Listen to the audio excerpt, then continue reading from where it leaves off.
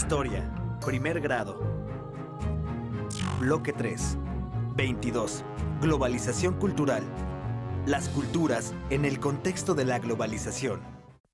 En la frontera entre México y Estados Unidos hay muros, vallas, estructuras de acero, ríos, vigas y otros obstáculos naturales o construidos por el ser humano que limitan el libre tránsito entre ambas naciones. Sin embargo, la cultura logra traspasar las fronteras sin importar si están protegidas o no. Hay ciudades fronterizas donde se hablan perfectamente bien tanto el idioma inglés como el español, y en ocasiones, cuando las culturas se mezclan, es difícil saber de qué lado de la frontera están. Muchos mexicanos han migrado a Estados Unidos en distintos periodos de los 2 siglos anteriores al actual. A fines del siglo XIX y en las primeras décadas del siglo XX se dio un flujo importante de migrantes. En ese entonces existían los enganchadores, personas que prometían grandes ganancias a los que buscaban cruzar la frontera. La realidad es que a menudo eran explotados en los campos agrícolas sin poder regresar de inmediato, pues debían pagar la deuda a quienes les patrocinaron el viaje. La violencia de la Revolución Mexicana contribuyó a la salida de mexicanos hacia Estados Unidos a principios del siglo XX.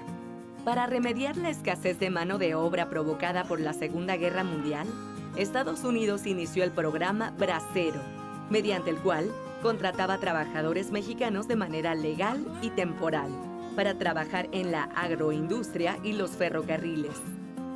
Con este programa, entre 1942 y 1964, migraban en promedio 200,000 trabajadores mexicanos al año. La mayoría se concentraba en las ciudades de Texas, California, Arkansas, Arizona y Nuevo México. Al eliminarse el programa Bracero, muchos migrantes se quedaron en Estados Unidos de manera ilícita. A pesar de que ahora existen mayores controles fronterizos, la creciente necesidad de mano de obra en Estados Unidos y la escasez de buenos empleos en México ha provocado que la inmigración ilegal siga creciendo. En 1990 eran 2 millones de mexicanos. Para 2016 fueron 5.4 millones.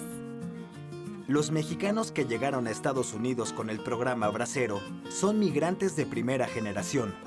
Sus hijos y nietos, nacidos allá, de segunda y tercera generación, son denominados mexicano-americanos.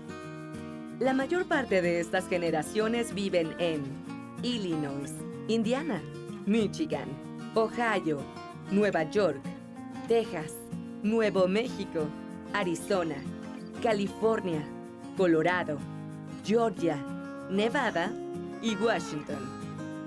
A quienes nacieron en territorios estadounidenses que antes pertenecieron a México, se les conoce también como chicanos, que como el resto de los mexicano-americanos, saben poco de su nación de origen y algunos ni siquiera conocen México. La cultura de los mexicanos que viven en Estados Unidos parece contradictoria. Por un lado, recrean la cultura nacional y por otro, intentan adaptarse a la anglosajona. De hecho, no las mezclan. Toman elementos de una y de otra. Al tratar de adaptarse a la nueva cultura, pierden valores culturales de origen, lo cual tampoco permite que adopten por completo los valores culturales de la sociedad que los acoge. Así comenzó la revalorización de la cultura materna, que no han abandonado del todo, pues se esfuerzan en mantener costumbres, idioma, canciones, mitos y leyendas mexicanos. Por ejemplo, en las panaderías mexicanas del este de Los Ángeles se puede encontrar pan de muerto. Y las fiestas de 15 años son muy comunes.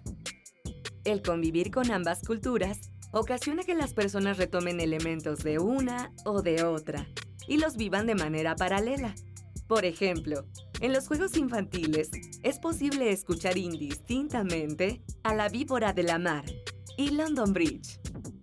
O que en las fiestas de cumpleaños se canta por igual las mañanitas que Happy Birthday.